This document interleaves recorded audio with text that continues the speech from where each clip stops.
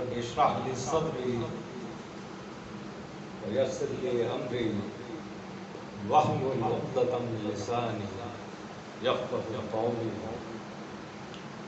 نحمد ونصلي على رسوله الكريم أما بعد السلام عليكم ورحمة الله وبركاته۔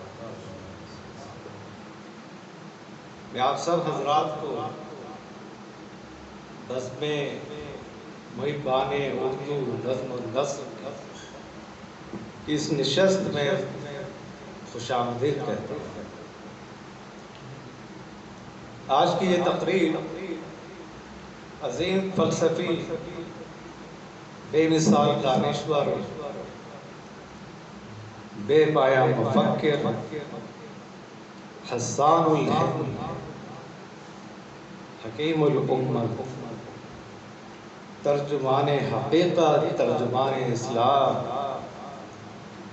ملک الشعراء شاعر مشرق اور مصور پاکستان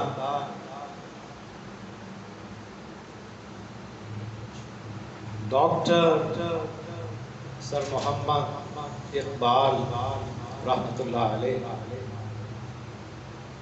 کے 144ویں یوم پیدائش کے سلسلے میں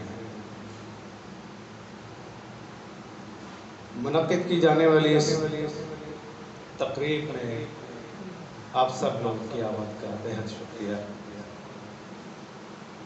میں انتہائی متشکر ممنون ہوں جناب محمد یوسف ندیم شیخ صاحب کا اور جناب ضیاء الرحمن ضیاء صاحب کا، جن کی مساعی جمیلہ سے اس تقریب کے انعقاد کا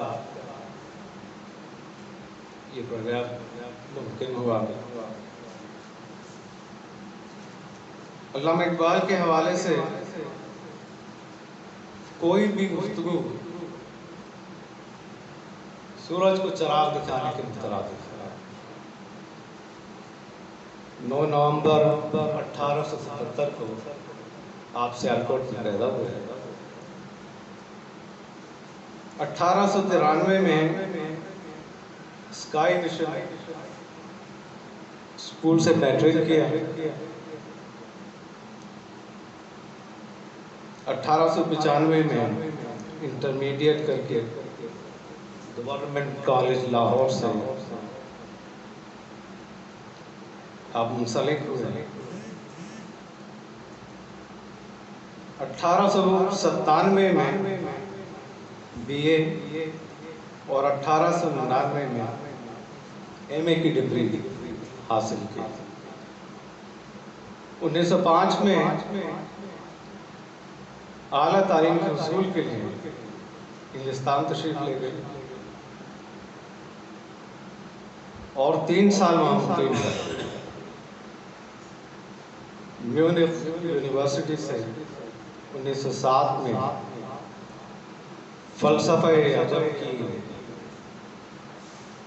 فلسفہ عجم کے موضوع پر تحقیقی مقالہ پیش کر کے پی ایچ ڈی کی ڈگری حاصل کی۔